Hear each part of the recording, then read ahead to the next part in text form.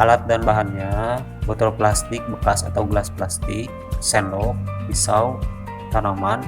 Kami menggunakan tanaman sawi putih, pacar air, dan bayam.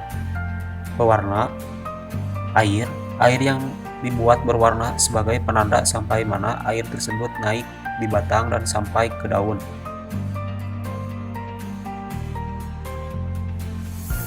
Transportasi pada tanaman sawi atau Brassica junceal. Prosesnya, yang pertama, masukkan pewarna ke dalam air, lalu aduk hingga merata. Kami menggunakan pewarna merah, hijau, dan hitam. Lebih baik lagi jika warna yang ditambahkan banyak sehingga warna air menjadi lebih pekat.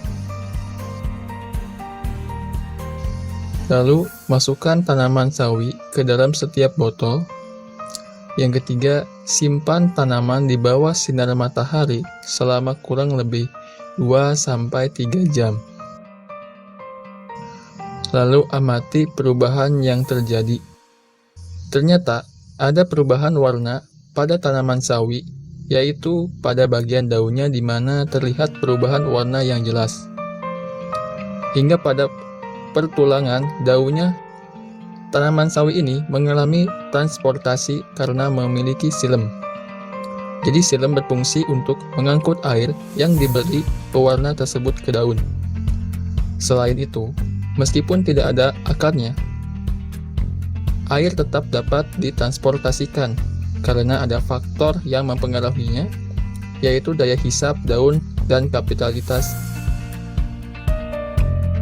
Pacar air atau Impatiens balsamina. Bagian tanaman yang kami gunakan untuk pengamatan yaitu: yang pertama, tanaman pacar air dengan batang dan daun. Yang kedua, tanaman pacar air dengan batang saja. Yang pertama, masukkan pewarna ke dalam air, lalu aduk hingga merata. Kami menggunakan warna merah. Proses yang kedua, masukkan tanaman ke dalam campuran air dan pewarna.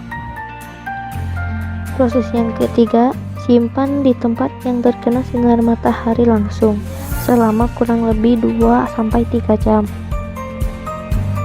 Selanjutnya, amati perubahan yang terjadi. Ternyata, setelah kurang lebih 2 jam, tanaman pacar air mengalami perubahan.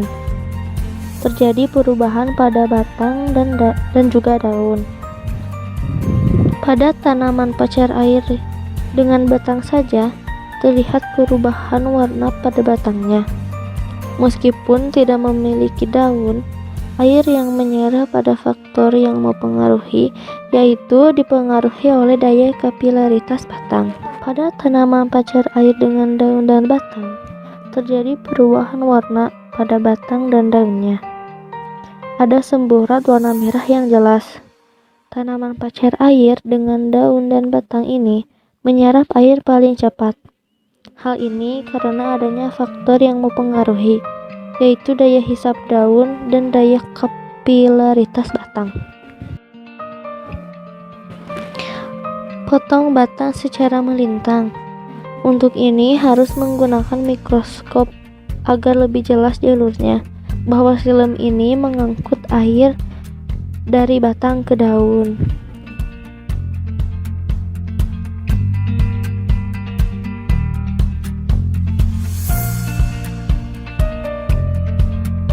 Transportasi pada tanaman bayam atau Amaranthus. Bagian tanaman yang kami gunakan itu lengkap dengan akar, batang, dan daun, dengan batang dan daun, dengan batang dan akar, dengan batang saja. Proses yang pertama, masukkan pewarna ke dalam air lalu aduk hingga merata. Kami menggunakan warna merah. Masukkan tanaman bayam ke dalam campuran air dan pewarna. Simpan di tempat yang terkena sinar matahari langsung selama kurang lebih 2-3 jam.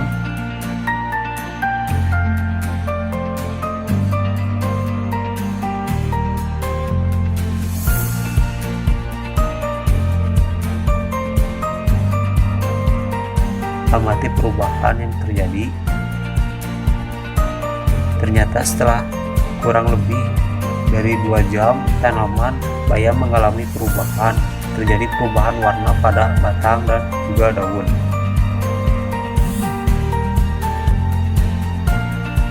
Pada tanaman bayam lengkap, ternyata pada bagian batang, bagian atas, dan daun tidak mengalami perubahan warna. Hal ini terjadi karena air bertahan di akar dan batang bagian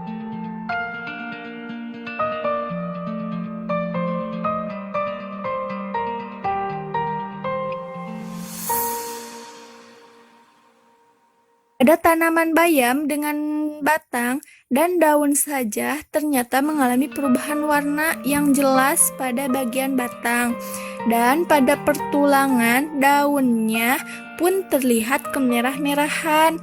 Hal ini dipengaruhi oleh daya kapilaritas batang dan daya hisap daun.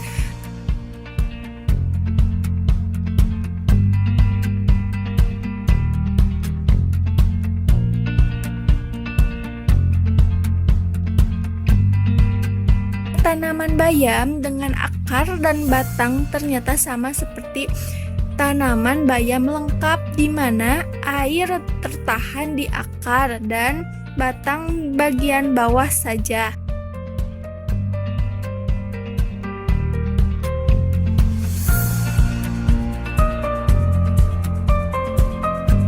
Pada tanaman bayam dengan batang saja ternyata mengalami perubahan warna. Hal ini karena terdapat faktor yang mempengaruhinya, yaitu daya kapilaritas batang. Namun hanya tertahan di batang karena tidak memiliki daun.